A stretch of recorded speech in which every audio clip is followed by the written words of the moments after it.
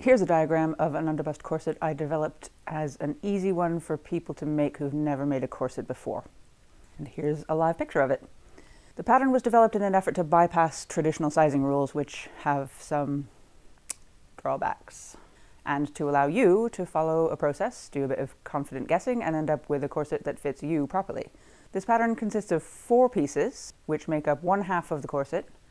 When you make it, you'll use 2 of each piece from coutil, which is a stiff corset making fabric for structural layer, and 2 of each from whatever pretty fabric you have in mind for your decorative layer. But we're getting ahead of ourselves. First, we've got to make a custom version of this pattern to fit you. We'll need 3 basic measurements to work with: waist, underbust, and hip. Waist is where you're squishiest, with no hip bones or ribs to get in the way, and then your underbust, maybe 10 centimeters up from the waist, and the hip, about 10 centimeters down from the waist, or whatever seems to make sense on you. People are various. Write these numbers down and prepare to calculate. First off, we need to lose about 5 centimeters for the lacing gap at the back from all 3 figures. Next, you may optionally want to reduce the waist measurement. That's something a lot of people want from a corset, though not all. How much you can take off depends on how squishy you are. You can be bold, but you must also be reasonable. If you want to be really bold, go for it and see what happens. You can always do a second draft differently if this one turns out to be uncomfortable or anatomically impossible. Right, now you need to cut those numbers in half because the pattern will be for half a corset, and then divide it in quarters because that half corset will be in 4 pieces. And then round it to something sensible like 1/2 centimeter. And that is a good starting point, but the 4 pieces you would get if you just used these numbers straight up, well, it wouldn't be 4 pieces, it would be 1 because they'd all be the same. And also the corset shape would be more of a lampshade shape, decidedly not human and certainly not customized to you. So here's how we're going to get from unfinished hypothetical this to much more developed and personalized this.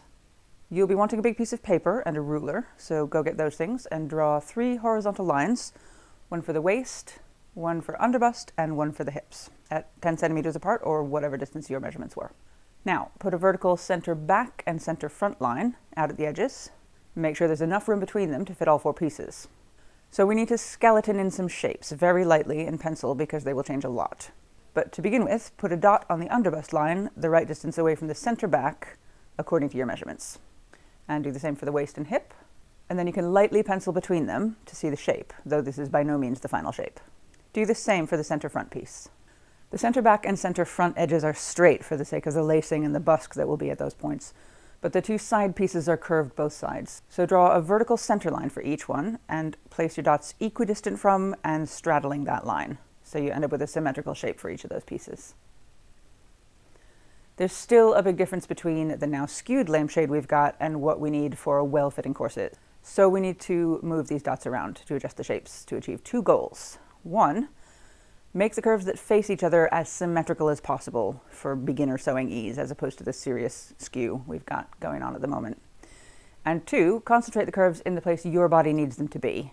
Most people will find they need more curve at the side and possibly the back, and less at the front. My pattern ends up being almost completely straight at the front, and all the curve is in the back and side seams.